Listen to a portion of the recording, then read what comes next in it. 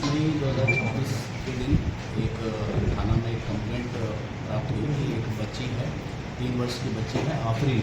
वो जब उसके माँ बाप के साथ में मार्केट, साक्षी मार्केट में आई थी बाज़ार में कुछ खरीदारी करने के लिए, और उसी दौरान बिछड़ने के कारण वो वहीं से गुमशुदा हो गई।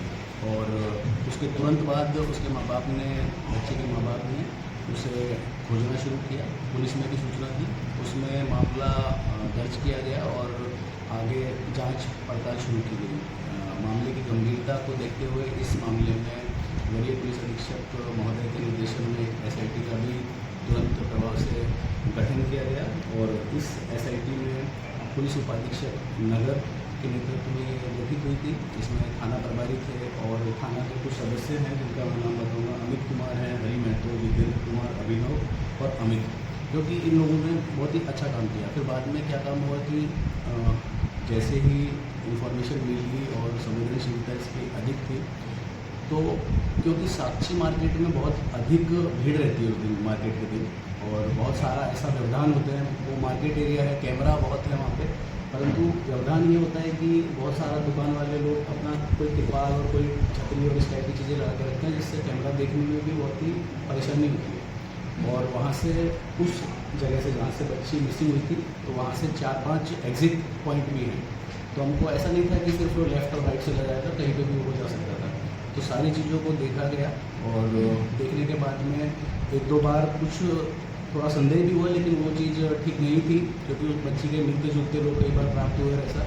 तो कम से कम 50 से अधिक CCTV देखे गए। और उसका जब वो जो ट्रेन था, जो उसके द्वारा रास्ता फॉलो किया गया था ये व्यक्तियों द्वारा, और ये जो 2 व्यक्ति हैं इनका नाम है अब्दुल जसीम और अफसाना बेगम, जिनके पास से लास्ट में ये बच्ची प्राप्त हुई है। और ये वैसे तो अपना जो भी कार्य करते हैं यहाँ पे, तो कपारी थाना क्षेत्र सरायकेला जिले में रहते हैं, लेकिन मेन रूप से, मुख्य रूप से अभी जब ये बरामद हुए, प्राप्त हुए, तो ये बंगाल से, पश्चिम बंगाल से, और पश्चिम बंगाल का झालदा थाना क्षेत्र है, पुरुलिया जिला, तो वहाँ से मिले हमें। और इसमें बहुत सारा टेक्निकल CCTV के बाद में कुछ टेक्निकल इनपुट, उनका मोबाइल नंबर वगैरह, उनके कुछ लोगों से बात करके वहाँ तक पहुँचा गया। और इसमें जब उनसे पूछा गया कारण क्या था, तो कारण ये था कि इनकी शादी को वो बहुत वर्ष हो चुके थे, कई वर्ष हो गए थे, लेकिन अभी भी इन पर कोई संतान नहीं थी।